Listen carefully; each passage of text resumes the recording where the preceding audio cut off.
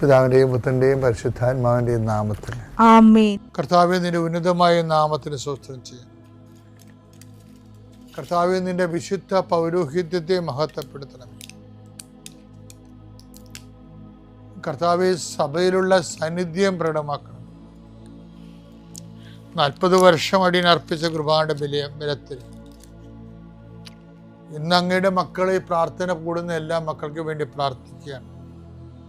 കർത്താവെ, മനസ്സ് വേദനിക്കുന്ന എല്ലാ വിഷയങ്ങളും, അവരുടെ മനസ്സ് വേദനിപ്പിക്കുന്ന എല്ലാ വ്യക്തികളും ഇപ്പോഴും ഈശോയുടെ നാമം നിർവീര്യമാകട്ടെ.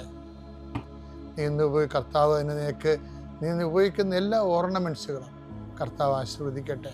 നീ എവിടെയെല്ലാം പോകുന്നു, ആരോടെല്ലാം സംസാരിക്കുന്നു, ഇതെല്ലാം സ്ഥലങ്ങളിലേക്ക് പോകുന്നു, ഏതെല്ലാം വാഹനങ്ങൾ ഉപയോഗിക്കുന്നു, ഇതെല്ലാം വാഹനങ്ങൾ പൊതുവായാലും സ്വന്തമായാലും എല്ലാം നീ ആരോഗ്യത്തോടെ സുരക്ഷിതമായി തിരിച്ചു വരുന്നവരെ നിൻ്റെ യാത്രയെ ഞാൻ ആസ്വദിക്കുന്നു.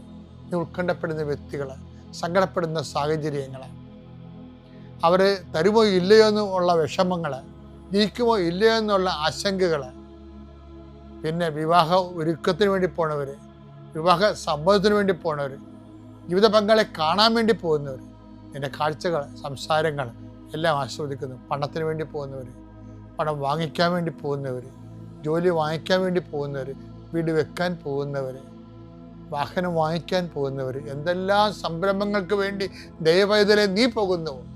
എൻ്റെ 40 വർഷത്തെ കൃപാന്റെ യോഗ്യതയാണ്.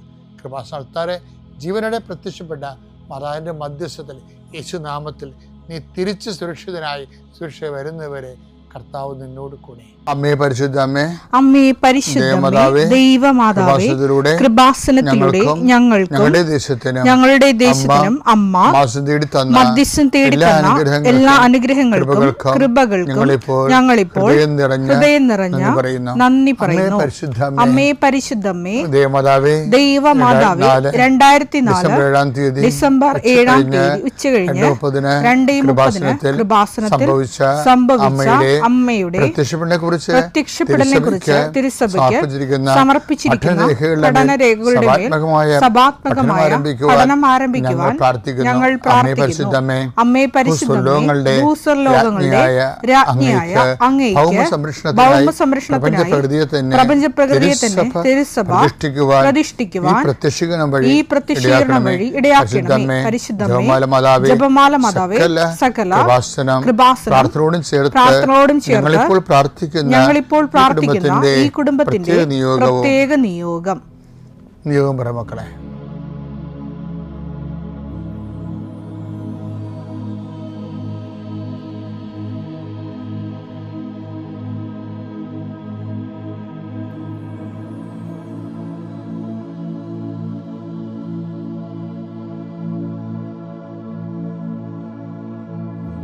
അമ്മയുടെ പ്രത്യക്ഷീകരണത്തിന്റെ ഈ അനുഗ്രഹവേളയിൽ ഞങ്ങൾക്ക് സാധിച്ചു തരുവാൻ കനിയണമേ. ആമേൻ. നമ്മള് ദൈവത്തിന്റെ പരിപാലന, പരിരക്ഷ, ദൈവത്തിന്റെ വാഗ്ദാനം, ഉടമ്പടി, ദൈവത്തിന്റെ സാന്നിധ്യം, ഇങ്ങനെ ഈ ദിവസങ്ങളെല്ലാം ദൈവത്തിന്റെ വലിയ വലിയ ഓഫറിലൂടെ ദൈവം നമ്മളെ ജീവിപ്പിക്കുന്നതിനെ കുറിച്ചാണ് ശക്തി ധരിക്കണത്. ഇന്നലെ നമ്മൾ കണ്ടില്ലേ, അതിനകത്ത് ഭയങ്കര ഒരു വചനമുണ്ട്. എന്താണെന്നറിയാം? എസെക്കിയേൽ 16:6 വായിച്ച്, ഞാൻ നിന്റെ അടുക്കലൂടെ കടന്നു പോയപ്പോൾ നീ ചോരയിൽ കിടന്ന് ഉരുളുന്നത് കണ്ടു. നിന്നോട് ഞാൻ പറഞ്ഞു, ജീവിക്കുക, വയലിലെ ചെടി പോലെ വളരുക. എനിക്ക് എൻ്റെ ജീവിതത്തിൽ എന്നെ വല്ലാതെ അങ്ങ് സഹായിച്ചൊരു വചനമാണിത്. എന്താണ്? ജീവിക്കുക, വയലിലെ ചെടി പോലെ വളരുക എന്ന് വെച്ച് കഴിഞ്ഞാൽ കാലാകാലങ്ങളിൽ ഭക്ഷണം തരാനോ സ്നേഹിക്കാനോ പരിലാളിക്കാനോ കൊണ്ടു നടക്കാനോ ആരും ഉണ്ടാകത്തില്ല. പിന്നെന്താ? നമുക്ക് ജീവിക്കണം. ആരെയും പ്രതീക്ഷിക്കണില്ല നമ്മൾ, ഇന്ന ആൾ ഇന്ന സമയത്ത്. അപ്പം ഇങ്ങനെ ആരെങ്കിലും വന്ന് വെള്ളം തരും, ആരെങ്കിലും വന്ന് നമ്മളെ ഉയർത്തിക്കൊണ്ട് വരും, ആരെങ്കിലും വന്ന് നമ്മളെ നിലനിർത്തും. അങ്ങനെ നീ കരുതണ്ടെന്നാണ് ദൈവത്തിൻ്റെ നിലപാട്. അതാണ് ജീവിക്കുക വയലിലെ ചെടി പോലെ വളരാൻ. എല്ലാ ചെടി എന്താണ്? വയലിലെ ചെടി അല്ലെ പിന്നെ എന്താ ഉള്ളത്? എല്ലാ പരിചരണം കിട്ടണ എവിടെ? നേഴ്സറി പ്ലാന്റിനാ. ദൈവം ഒരു നേഴ്സറി പ്ലാന്റിനെ ആഗ്രഹിക്കണില്ല. ജീവിക്കുകയാണെങ്കിൽ വയലിലെ ചെടി പോലെ ജീവിക്കണമെന്ന് പറഞ്ഞു. സ്വയം പ്രതിരോധം. മറ്റുള്ളവരും പ്രാണികളായാലും വയലിലെ ചെടിക്കുള്ള പുസ്തകം എന്താണ്? പശുവുണ്ട്, ആടുണ്ട്, പ്രാണിയുണ്ട്, പുഴുവുണ്ട്. ഇങ്ങനെ എല്ലാത്തിനെയും വയലിലെ ചെടി പോലെ വളരുക എന്ന് പറഞ്ഞു കഴിഞ്ഞാൽ അതിൻ്റെ അർത്ഥം എന്താ? നീ മനുഷ്യന്മാരിൽ ആശ്രയിക്കാതെ ദൈവത്തിൽ ആശ്രയിച്ചാൽ ഈ വയലിലെ ചെടി പശുവായാലും ആടായാലും നിന്നെ ആക്രമിക്കാനും തിന്നു തീർക്കാനും വരുന്ന പുഴുക്കളായാലും ദൈവം കൈകാര്യം ചെയ്യുന്നതാണ്. അപ്പോൾ ദൈവത്തിൽ ആശ്രയിച്ചുകൊണ്ട് എല്ലാത്തിനെയും അതിജീവിക്കാനാണ് നമുക്ക് എസെക്കിയേൽ നമുക്ക് നൽകുന്ന ഏറ്റവും വലിയ സന്ദേശം. വിശ്വാസ പ്രമാണം.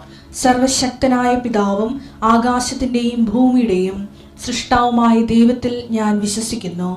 അവിടുത്തെ ഏകപുത്രനും ഞങ്ങളുടെ കർത്താവുമായ ഈശോമിശിഹായിലും ഞാൻ വിശ്വസിക്കുന്നു. ഈ പുത്രൻ പരിശുദ്ധാത്മാവിനാൽ ഗർഭസ്ഥനായി കന്യകാമറിയത്തിൽ നിന്ന് പിറന്ന് പൊന്തിയോസ് പീലാത്തോസിന്റെ കാലത്ത് പീഡകൾ സഹിച്ച് കുരിശിൽ തറയ്ക്കപ്പെട്ട് മരിച്ച് അടക്കപ്പെട്ട് പാതാളങ്ങളിൽ ഇറങ്ങി മരിച്ചവരുടെ ഇടയിൽ നിന്ന് മൂന്നാം നാൾ ഉയർത്ത് സ്വർഗത്തിലേക്ക് എഴുന്നള്ളി സർവശക്തിയുള്ള പിതാവായ ദൈവത്തിന്റെ വലതുഭാഗത്തിരിക്കുന്നു. അവിടെ നിന്ന് ജീവിക്കുന്നവരെയും മരിച്ചവരെയും വിധിക്കുവാൻ വരുമെന്നും ഞാൻ വിശ്വസിക്കുന്നു. പരിശുദ്ധാത്മാവിലും ഞാൻ വിശ്വസിക്കുന്നു. വിശുദ്ധ കത്തോലിക്കാ സഭയിലും പുണ്യവാന്മാരുടെ ഐക്യത്തിലും പാപങ്ങളുടെ മോചനത്തിലും ശരീരത്തിന്റെ ഉയർപ്പിലും നിത്യമായ ജീവിതത്തിലും ഞാൻ വിശ്വസിക്കുന്നു. ആമേൻ. സ്വർഗ്ഗസ്ഥനായ ഞങ്ങളുടെ പിതാവേ, അങ്ങയുടെ നാമം പൂജിതമാകണമേ. അങ്ങയുടെ രാജ്യം വരണമേ. അങ്ങയുടെ തിരുമനസ് സ്വർഗത്തിലെ പോലെ ഭൂമിയിലുമാകണമേ. അന്നു വേണ്ടുന്ന ആഹാരം ഇന്ന് ഞങ്ങൾക്ക് തരണമേ. ഞങ്ങളോട് തെറ്റ് ചെയ്യുന്നവരോട് ഞങ്ങൾ ക്ഷമിക്കുന്നത് പോലെ ഞങ്ങളുടെ തെറ്റുകൾ ഞങ്ങളോടും ക്ഷമിക്കണമേ. ഞങ്ങളെ പ്രലോഭനത്തിൽ ഉൾപ്പെടുത്തരുതേ, തിന്മയിൽ ഞങ്ങൾ രക്ഷിക്കണമേ. ആമേൻ. നന്മ നിറഞ്ഞ മറിയമേ, സ്വസ്തി. കർത്താവ് അങ്ങയുടെ കൂടെ സ്ത്രീകളിൽ അങ്ങ് അനുഗ്രഹിക്കപ്പെട്ടവളാകുന്നു. അങ്ങയുടെ ഉദരത്തിൻ ഫലമായി ഈശോ അനുഗ്രഹിക്കപ്പെട്ടവനാകുന്നു. പരിശുദ്ധ മറിയമേ, തമ്പുരാന്റെ അമ്മേ, പാപികളായ ഞങ്ങൾക്ക് വേണ്ടി ഇപ്പോഴും ഞങ്ങളുടെ മരണസമയത്തും തമ്പുരാനോട് അപേക്ഷിക്കണമേ. ആമേൻ. നിങ്ങൾ ഉപ്പ് ഇട്ട് പ്രാർത്ഥിക്കണമെന്ന് പറയണില്ലേ? എപ്പോഴും നമ്മൾ ശ്രദ്ധിക്കണമെന്ന് വെച്ച് കഴിഞ്ഞാൽ നിങ്ങളതൊരു ശുദ്ധപ്രയോഗം പോലെ ചെയ്യരുത്. ഉടമ്പടിയിൽ ഉപ്പ് തന്നിരിക്കുന്നതിൻ്റെ ഉദ്ദേശം എന്ന് പറയുന്നത് അത് അറിയാവുന്നവർ മാത്രമേ അത് അപ്ലൈ ചെയ്യാവൂ. കാര്യം അതിൻ്റെ ഉദ്ദേശം എന്ന് പറയണത്, ഇപ്പോൾ കഴിഞ്ഞ ദിവസങ്ങളിൽ ഇവിടെ സാക്ഷ്യം പറഞ്ഞപ്പോൾ ഉപ്പിട്ട കാര്യം പറഞ്ഞപ്പോൾ സാക്ഷ്യം പറഞ്ഞ ലേഡി പറയണത് അത് കർത്താവിൻ്റെ രക്തമാണെന്നൊക്കെ. അപ്പോൾ ഞാൻ തന്നെ ഞെട്ടിപ്പോയി. അങ്ങനെയൊന്നും ഞാൻ പറഞ്ഞിട്ടില്ല. അത് അവിടെ കയ്യിൽ നിന്നിട്ട് കാച്ചതാണ്. ഇതൊക്കെ കയറിപ്പോവുകയില്ലേ? ഇതൊന്നുമല്ല വിഷയം. ഉപ്പ് എന്താ വിഷയമെന്ന് അറിയണം നമ്മൾ. അതെന്താ പ്രശ്നം എന്ന് പറയണത്? ഇത് ഈ നോട്ട് ബൈ ഉടമ്പടി വർക്ക് ചെയ്യണത് എങ്ങനെയാണ്? Not by merit but by grace. അതെന്താണ്? അതെപ്പോഴും ഓർക്കണം. ഉടമ്പടിയുടെ സ്പേസ് എന്ന് പറയണത് എൻ്റെ നോട്ട് ബൈ മെറ്റ്, എൻ്റെ യോഗ്യതയല്ല, അങ്ങയുടെ കൃപയെന്നാണ്. അത് തന്നെയാണ് ഈ ഉപ്പിൻ്റെ പ്രയോഗത്തിൻ്റെ അത് വരണത്. ഉപ്പിൻ്റെ പ്രയോഗം ബൈബിളിൽ ഉടമ്പടി ഉപ്പെന്നാണ് വിളിക്കുന്നത്. അതിനെ ബൈബിളുള്ളതാണ് ഉടമ്പടി ഉപ്പ്, അല്ലാതെ കൃപാസനത്തിന് വേണ്ടി തന്നെ അല്ല. ഉടമ്പടി ഉപ്പ് ബൈബിളിലുള്ളതാണ്. പക്ഷെ ഉപ്പ് ഉപയോഗിക്കുന്നത് എപ്പോഴാണ്? അഹ്റോന് അതുപോലെ ലേവ്യ സന്തതികൾക്കും ഇസ്രയേലിൻ്റെ ഭാഗം വെച്ചപ്പോൾ ഓഹരിയില്ല. അപ്പോൾ മോസസ് അഹ്റോനോട് പറയും, ലേവ്യ പുത്രന്മാർ പുരോഹിതന്മാർ അൾത്താര ശുശ്രൂഷകരാണ്, അവർക്ക് ഇസ്രയേലിൽ ഓഹരിയില്ല. ദൈവമായ കർത്താവായ ദൈവം തന്നെയാണ് അവരുടെ ഓഹരി. അതുകൊണ്ട് ബലിവസ്തുക്കളിൽ ഉപ്പ് തളിച്ചതുകൊണ്ട് അത് ആരും എടുക്കരുത്, അത് ലേവ്യ കുടുംബത്തിലുള്ളതാണെന്ന് പറയും. അതാണ് ഉപ്പ് തളിക്കേണ്ടത് ദൈവത്തിനുള്ളതാണെന്ന്. അതാണ് എൻ്റെ അർത്ഥം. നമ്മൾ ഉപ്പ് കൊണ്ട് തളിച്ചതിൻ്റെ അർത്ഥം എന്താണ്? വിശ്വാസ പ്രമാണം ചൊല്ലിയത് അർത്ഥത്തിൻ്റെ അർത്ഥം എന്താണ്? ഞാനിവിടെ തോറ്റിരിക്കുന്നു, എനിക്കിവിടെ അവകാശമില്ല, എൻ്റെ അവകാശം കർത്താവാണെന്ന്. ശ്രദ്ധിക്കട്ടെ. ഹല്ലേലൂയ. അത് നമ്മൾ അറിയണമെങ്കിൽ, അത് വായിക്കണമെങ്കിൽ സംഖ്യ എടുത്ത്, സംഖ്യ 18:18 19-20 എടുത്ത് ശ്രുതിക്കട്ടെ. Hallelujah, hallelujah, hallelujah, hallelujah. യേശുവേ നന്ദി. Hallelujah, hallelujah, hallelujah. യേശുവേ സ്തുതി. Hallelujah, hallelujah, hallelujah. യേശുവേ ആരാധന, ആരാധന, ആരാധന, ആരാധന. സംഖ്യ 18:19. ഇസ്രായേൽ ജനം കർത്താവിന് നീരാജനമായി സമർപ്പിക്കുന്ന ഉപ്പ് തളിച്ച് സമർപ്പിക്കുന്ന വിശുദ്ധ കാഴ്ചകളെല്ലാം നിനക്കും പുത്രന്മാർക്കും പുത്രിമാർക്കും ശാശ്വത അവകാശമായി ഞാൻ നൽകുന്നു. കർത്താവിന്റെ സന്നിധിയിൽ നിനക്കും സന്തതികൾക്കും ഇത് എന്നേക്കും നിലനിൽക്കുന്ന അലംഘനീയമായ ഉടമ്പടിയായിരിക്കും. 18-20 വായിച്ച്. കർത്താവ് അഹറോനോട് അരുളി ചെയ്തു, ഇസ്രായേലിൽ നിനക്ക് ഭൂമി അവകാശമായി ലഭിക്കുകയില്ല. അവരെ പോലെ നിനക്ക് ഓഹരിയും ഉണ്ടായിരിക്കുകയില്ല. ഞാനാണ് നിന്റെ അവകാശവും ഓഹരിയും. ഇതാണ് ഉപ്പ് തളിക്കാനുകൊണ്ട് ഉദ്ദേശിക്കുന്നത്. എന്താണ്? എനിക്ക് ഇതിൻ്റെ അകത്ത് കഴിവില്ല, എനിക്ക് ഇതിൻ്റെ അകത്ത് ഓഹരിയില്ല. എൻ്റെ ഓഹരി എൻ്റെ കർത്താവാണ്. Not by merit but by grace. ഇതാ സംഭവം. സൈന്യത്താലെ അല്ല, ശക്തിയാലെ അല്ല, കർത്താവിൻ്റെ ആത്മാവിനാൽ. മരുന്നോ ലേപനമോ അല്ല, കർത്താവിൻ്റെ വചനമാണ്. കൈയടിക്കട്ടെ, ശ്രുതിക്കട്ടെ. ഹല്ലേലൂയ, ആരാധന, ആരാധന. Hallelujah, hallelujah, hallelujah, hallelujah.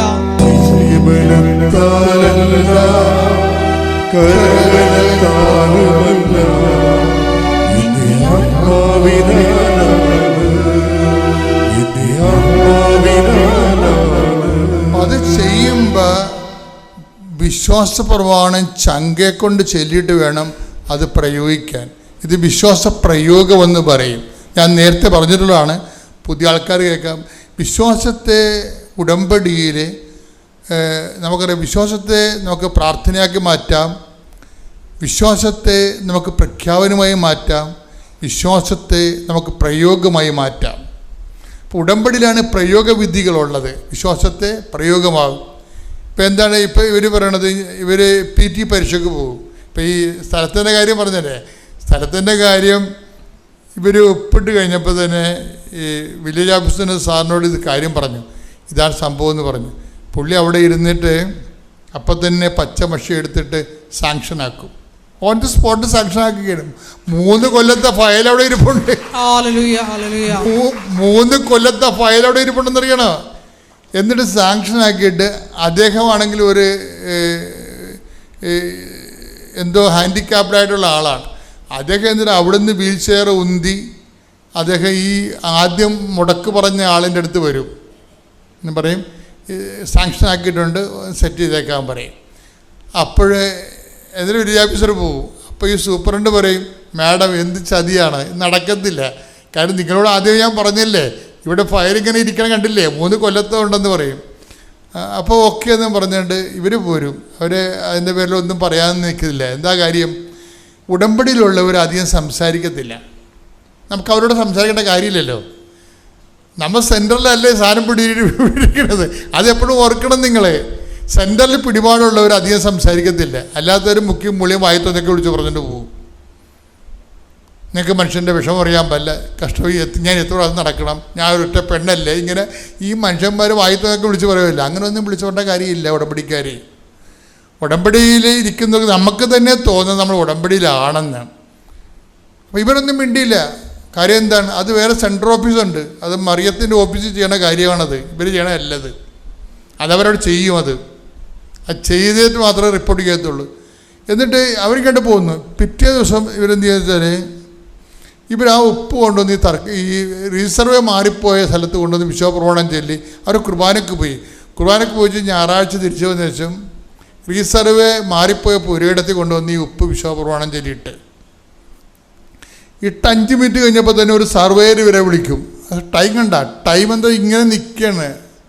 5 minute കഴിഞ്ഞപ്പോൾ ഒരു സർവേർ വിളിക്കും, മാഡം നിങ്ങളുടെ നാളെ 11 മണിക്ക് നിങ്ങൾ ആ പുരയിടത്തിലുണ്ടാകണം, ഞാൻ അളക്കാൻ വരുന്നുണ്ടെന്ന്. നോക്കിയേ, ഇത് വർക്കൗട്ട്. ഇതാണ് ടൈം ഷോർട്ടണിങ് എന്ന് പറയണത്. ടൈം ഷോർട്ടണിങ്, സമയ ചുരുക്കം എന്ന് പറയും. മറിയം അത് ഒപ്പിട്ട് കഴിഞ്ഞാൽ പിന്നെ ആർക്കും തടുക്കാൻ പറ്റത്തില്ല. ഞാൻ തുറന്ന വാതിൽ ആരും അടക്കത്തില്ല, അടച്ച വാതിൽ ഇവിടെ കൂടെ ശ്രദ്ധിക്കട്ടെ. Hallelujah, hallelujah, hallelujah, hallelujah, hallelujah. യേശുവേ നന്ദി. Hallelujah, hallelujah, hallelujah. ഈശോ ആരാധന, ആരാധന, എന്റെ ഈശോയുടെ അമ്മേ, എന്റെ അമ്മേ, എനിക്ക് ഈശോ തന്നൊരമ്മേ. അമ്മേ, എന്റെ അമ്മേ, എന്റെ ഈശോയുടെ അമ്മേ, എന്റെ അമ്മേ, എനിക്ക് ഈശോ തന്നൊരമ്മേ. ആവേ മരിയ, ശ്രുതിയുടെ ഹല്ലേലൂയ. ആവേ മരിയ, കന്യാമാതാവേ, ആവേ മരിയ, കന്യാമാതാവേ, അമ്മേ, എന്റെ അമ്മേ, എന്റെ ഈശോയുടെ അമ്മേ, എന്റെ അമ്മേ, എനിക്ക് ഈശോ തന്നൊരമ്മേ. യെശയ്യാ 22:22. യെശയ്യാ 22:22. ദാവീദ് ഭവനത്തിന്റെ താക്കോൽ, ദാവീദ് ഭവനത്തിന്റെ താക്കോൽ അവന്റെ തോളിൽ ഞാൻ വച്ചു കൊടുക്കും. അവൻ തുറന്നാൽ ആരും അടയ്ക്കുകയോ അവൻ അടച്ചാൽ ആരും തുറക്കുകയോ ഇല്ല. ഇത് ഈശോയ്ക്ക് കിട്ടിയ അധികാരമാണ്, ദാവീദ് ഭവനത്തിന്റെ താക്കോല്. ആ അധികാരമാണ് അമ്മയുടെ മധ്യസ്ഥതയിൽ കൈമാറണത്. അമ്മ അവിടെ കൊണ്ട് ഒപ്പിട്ട് സമയം ആയില്ലെന്ന് പറഞ്ഞാൽ പോലും അമ്മ ഒപ്പിട്ട് കഴിഞ്ഞാൽ ആകാത്ത സമയം ആക്കിയെടുക്കും. എപ്പോഴും എൻ്റെ മക്കളോട് എനിക്ക് ആധിയോടും ഭീതിയോടും കൂടി പറയാനുള്ള കാര്യം, ഞാൻ പറയണത് ഏത് രീതിയിൽ നിങ്ങൾക്ക് മനസ്സിലാവണമെന്ന് എനിക്കറിയത്തില്ല. കാര്യം ഇതിന് ഉടമ്പടിയുടെ ഒരു ജീവിതമുണ്ട്. അത് കുറച്ച് കാര്യം ഉടമ്പടി പ്രകാരം, കുറച്ച് കാര്യം തോന്നിവാസമായിട്ട് എടുക്കുക കഴിഞ്ഞാൽ ഉടമ്പടി ജീവിതമാകത്തില്ല. ഉടമ്പടി ഫുൾ ആൻഡ് ഫുള്ളായിട്ട് തന്നെ ഉടമ്പടി നിലപാടാണ്. ഉടമ്പടി എന്ന് പറയുന്നത് ഒരു നിലപാടാണ്, ശരിക്കും ഒരു സമീപന രീതിയാണ്. എല്ലാം ഉടമ്പടി പ്രകാരം. അവർ സംസാരിക്കാതെ പോകുന്നത് എന്താണ്? അത് ഉടമ്പടി പ്രകാരമാണ്. കാര്യം അവിടെ സംസാരിക്കേണ്ട കാര്യമില്ല. ആ ദൈവത്തിനെ ഏൽപ്പിച്ചിരിക്കുന്ന കാര്യങ്ങളാണ്. നമ്മളിവിടെ മാനുഷികമായിട്ട് സംസാരിക്കേണ്ട കാര്യങ്ങളില്ല. കാര്യം മാനുഷികമായി സംസാരിച്ചു കഴിഞ്ഞാൽ ഉള്ള കുഴപ്പമെന്ന് വെച്ച് കഴിഞ്ഞാൽ അരൂപി ചേഞ്ച് ചെയ്യും. നമ്മുടെ ഒരു ജീവിതം എന്ന് പറയുന്നത് ഒരു ആത്മീയ ജീവിതമാണ്. ആത്മീയ ജീവിതം എന്ന് പറയുന്നത് നമ്മൾ തെറ്റിദ്ധരിക്കരുത്. ആത്മീയ ജീവിതം എന്ന് പറയുന്നത് പ്രാർത്ഥനാ ജീവിതമല്ല. ആത്മീയ ജീവിതം എന്ന് പറയുന്നത് ധ്യാന ജീവിതമല്ല. ആത്മീയ ജീവിതം എന്ന് പറയുന്നത് നമ്മുടെ പെരുമാറ്റത്തിൽ നമ്മൾ എടുക്കുന്ന നിലപാടുകൾക്ക് ആത്മീയത ഉണ്ടാകണം. നല്ല തിരക്കുമായിരുന്നു. അവിടെ നിൽക്കാനും ഇരിക്കാനൊക്കെ ബുദ്ധിമുട്ടായതുകൊണ്ട് ഞാൻ ഉടമ്പടി എടുത്തോളം നിനക്ക് വേണ്ടി എന്നും പറഞ്ഞ് ഞാൻ എൻ്റെ പേരെഴുതി. അവിടെ പകുതി പേരെഴുതി റോസമ്മയെന്ന് എഴുതിയിട്ട് വെട്ടി ഞാൻ എൻ്റെ പേരെഴുതി ഉടമ്പടി എടുത്തു. 6 കാര്യങ്ങൾ മാതാവിൻ്റെ അടുക്ക അപേക്ഷയായിട്ട് ഞാൻ സമർപ്പിച്ചു. അതും പ്രകാരം ഞങ്ങൾ മുന്നോട്ട് പോയി. അതിലാദ്യത്തെ കാര്യം എന്ന് പറയുന്നത്, എൻ്റെ മകളുടെ ഭർത്താവ് UK ജോലിക്ക് വേണ്ടി ചെന്നു. അവിടുത്തെ ഒരു പരീക്ഷയും കൂടെ പാസ്സാകണം, എങ്കിൽ മാത്രമേ ജോലി ലഭിക്കത്തുള്ളൂ. അതായിരുന്നു ഞാൻ ആദ്യമേ എഴുതിയത്. ആ പരീക്ഷയിൽ പാസ്സായി UK ഗവൺമെൻറ് സർവീസ് തന്നെ എൻ്റെ മകളുടെ ഭർത്താവിന് ജോലി കിട്ടി. കൂടാതെ രണ്ടാമതായിട്ട് എഴുതിയിരിക്കുന്ന എൻ്റെ മകൾക്കും കുട്ടികൾക്കും കൂടെ ഭർത്താവിൻ്റെ അടുത്തേക്ക് ചെല്ലാൻ അനുവദിക്കണമെന്നായിരുന്നു. കാരണം ഒത്തിരി തടസ്സങ്ങൾ അവർക്ക് നേരിട്ടു. കൊറോണ പിടിച്ചു, 2 പ്രാവശ്യം ടിക്കറ്റ് മാറ്റിവെച്ചു. എന്താണേലും ആഗസ്റ്റ് 10-ാം തീയതി എൻ്റെ മകൾക്കും കുട്ടികൾക്കും കൂടെ UK ചെന്ന് ഭർത്താവിനോടുകൂടി ചേർന്ന് ജീവിക്കാൻ പറ്റി. മൂന്നാമത്തെ കാര്യം, ഞാനിവിടെ ഉടമ്പടി എടുത്തപ്പോൾ എൻ്റെ അഡ്രസ്സ് കൊടുത്തിരുന്നത് ജോസഫ് ഫ്രാൻസിസ് പാലത്തുങ്കൽ തുരുത്തി PO ചങ്ങനാശ്ശേരി എന്നായിരുന്നു. എന്നാൽ ഇപ്പോൾ എൻ്റെ അഡ്രസ്സ് മാറി. കാരണം അമ്മ എനിക്ക് വലിയൊരു അത്ഭുതം ചെയ്തു തന്നു. 1994 എനിക്കുണ്ടായിരുന്ന വീടും പറമ്പും കൂടെ 6 പെങ്ങന്മാരിൽ ആൾക്ക് ഞാൻ കൊടുത്തു, സാമ്പത്തിക ബുദ്ധിമുട്ട് കൊണ്ട്. അന്നൊരു കണ്ടീഷൻ ഉണ്ടായിരുന്നു, എനിക്ക് പൈസയാവുമ്പോൾ അന്നത്തെ വില അനുസരിച്ച് തിരികെ നൽകാവുന്നത്. ഏതാണ്ട് 6 വർഷങ്ങൾക്ക് ശേഷം 50,000 രൂപയ്ക്ക് കൊടുത്ത വസ്തുവിന് 5 ലക്ഷം പറഞ്ഞിട്ടു അവർ തന്നില്ല. കണ്ണീരോടുകൂടി ആ വീട്ടിൽ നിന്ന് ഞാനും എൻ്റെ ഭാര്യയും മക്കളും ഇറങ്ങേണ്ടി വന്നു. നീണ്ട കാലയളവുകൾക്ക് ശേഷം ഞാൻ രണ്ടാമത്തെ ഉടമ്പടി ഇവിടെ പുതുക്കി. അന്നേരം ഏകദേശം ഒരു വസ്തുവും വീടും കൂടെ എനിക്ക് കച്ചവടമായി വന്നു. അത് കഴിഞ്ഞ് അവിടെ ചെന്ന് കഴിഞ്ഞ് ഒക്ടോബർ മാസം ആദ്യമേ തന്നെ എനിക്ക് ഒരു 6.5 സെൻറ്റ് സ്ഥലവും 1400 സ്ക്വയർ ഫീറ്റ് വിസ്തൃതിയുള്ള നല്ലൊരു വാർക്ക കെട്ടിടം കൂടി മാതാവ് എനിക്ക് തന്നു. എൻ്റെ കഴിവിനേക്കാളും കൂടുതലായിട്ടുള്ള രൂപ കൊടുത്താണ് എനിക്കത് വാങ്ങിക്കാൻ സാധിച്ചത്. എൻ്റെ മാതാവിന് ഞാൻ നന്ദി പറയുന്നു, എൻ്റെ ദൈവത്തിന് ഞാൻ നന്ദി പറയുന്നു. കൂടാതെ എൻ്റെ മകൾ അവിടെ ചെന്ന് കഴിഞ്ഞ് ഇവിടെ വെച്ച് OETക്ക് ശ്രമിച്ചായിരുന്നു. 2 വട്ടം എഴുതി. ഏറ്റവും അവസാനം എഴുതിയത് കഴിഞ്ഞ മാസമാണ്. അതിന് മുന്നേ എഴുതിയ OETയിൽ ഒരു വിഷയം മാത്രം പോയി. ഇതുകൂടെ എഴുതി കിട്ടുവാണെങ്കിൽ, ആ പോയ വിഷയം കിട്ടുവാണെങ്കിൽ ഇത് രണ്ടും കൂടെ ക്ലബ് ചെയ്യാമെന്നുള്ള വിശ്വാസത്തിൽ അവൾ വീണ്ടും എഴുതി. ഞങ്ങൾ നിരന്തരം പ്രാർത്ഥിച്ചു കൊണ്ടിരുന്നു. കാരണം 2 പേർക്കൂടെ ജോലി ഉണ്ടെങ്കിലേ അവിടെ പിടിച്ചു നിൽക്കാൻ സാധിക്കത്തുള്ളൂ. അപ്പോൾ ആ ഒരു വിഷയത്തിന് വേണ്ടിയാണ് എൻ്റെ മോൾ ശ്രമിച്ചത്. പക്ഷേ ഞാനും എൻ്റെ ഭാര്യയും എല്ലാ വിഷയങ്ങൾക്കും നല്ല മാർക്കോടി വിജയിപ്പിക്കണമെന്നാണ് അമ്മയോട് പ്രാർത്ഥിച്ചത്. പരീക്ഷ കഴിഞ്ഞു, റിസൾട്ട് വരേണ്ട സമയങ്ങൾ കഴിഞ്ഞു. ഒത്തിരി താമസിച്ചാണ് റിസൾട്ട് വന്നത്. അതിന് അവൾക്ക് ആദ്യ കൂടി എപ്പോഴും ഫോൺ വിളിക്കുമ്പോൾ വളരെ പ്രയാസത്തോടുകൂടിയാണ് സംസാരിച്ചുകൊണ്ടിരുന്നത്. ഡിസംബർ 14-ാം തീയതി എൻ്റെ ഭാര്യയുടെയും എൻ്റെ മകളുടെയും ബർത്ത്ഡേ ആണ്. ഇന്നലെ രാവിലെ റിസൾട്ട് വന്നു. എല്ലാ വിഷയങ്ങൾക്കും ഓസ്ട്രേലിയയ്ക്ക് അപേക്ഷിക്കാൻ തക്കവണ്ണമുള്ള സ്കോർ നൽകി എൻ്റെ അമ്മ എൻ്റെ മകളെ അനുഗ്രഹിച്ചു. കൂടാതെ എൻ്റെ മകളുടെ ഭർത്താവിൻ്റെ അപ്പനും അമ്മയ്ക്കും അസുഖങ്ങളുണ്ടായിരുന്നു. അതും ഇവിടെ വന്ന് ഞങ്ങൾ പറഞ്ഞു. അമ്മയുടെ തൊണ്ടയ്ക്കൊരു മുഴയുണ്ടായിരുന്നു, ഓപ്പറേഷൻ ചെയ്യണം, ബയോപ്സിക്ക് അയക്കണം. എല്ലാവർക്കും അതൊരു പേടിയായിരുന്നു. കാരണം ഇവിടെ ആരും ഇല്ല അവരെ നോക്കാനായിട്ട്. വളരെ തീഷ്ണതയോട് ഞങ്ങൾ പ്രാർത്ഥിച്ചു. ഓപ്പറേഷൻ കഴിഞ്ഞു. ബയോപ്സിയുടെ റിസൾട്ട് വന്നു കഴിഞ്ഞപ്പോൾ അവർക്ക്, ആ അമ്മയ്ക്ക് യാതൊരു കുഴപ്പവുമില്ല. എൻ്റെ പരിശുദ്ധ കൃപാസനം മാതാവിന് ഞാൻ നന്ദി പറയുന്നു. കർത്താവായ യേശുവിന് ഞാൻ നന്ദി പറയുന്നു. ഈശോ മിശിഹായ്ക്ക് സ്തുതിയായിരിക്കട്ടെ. എൻ്റെ പേര് ഷൈനി ജോസഫ്. ഞാൻ എറണാകുളം വൈപ്പിൻ നായരമ്പലം സെൻറ്റ് ജോർജ് ഇടവകയിൽ നിന്നാണ് വരുന്നത്. ഞാൻ 2018 ഇവിടെ വന്ന് ആദ്യമായിട്ട് ഉടമ്പടി എടുത്തത്. ഉടമ്പടിയിൽ ഞാൻ 6 നിയോഗങ്ങൾ വെച്ചിരുന്നു.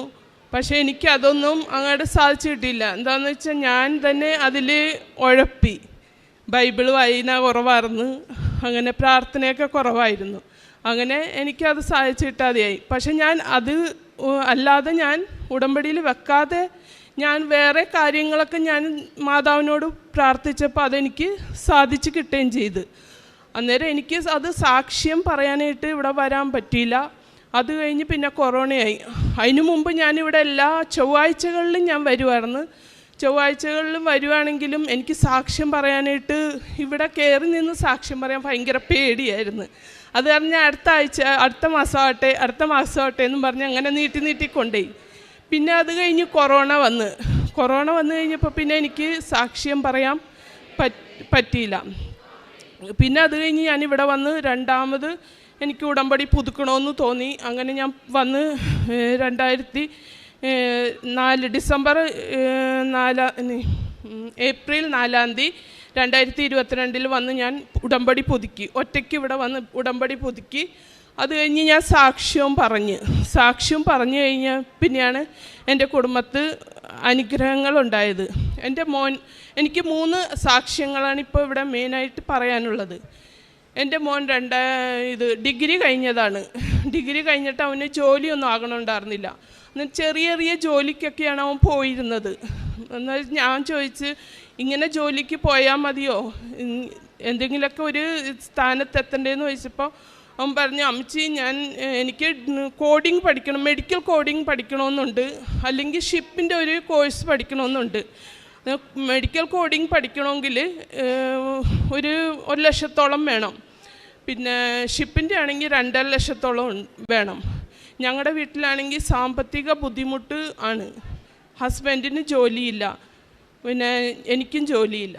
അങ്ങനെ ഞങ്ങൾ ഈ സ്വർണ്ണങ്ങളൊക്കെ കുറേശ്ശെ പണയം വെച്ചാണ് ഇങ്ങനെ അങ്ങോട്ട് നീങ്ങിക്കൊണ്ടിരുന്നിരുന്നത്.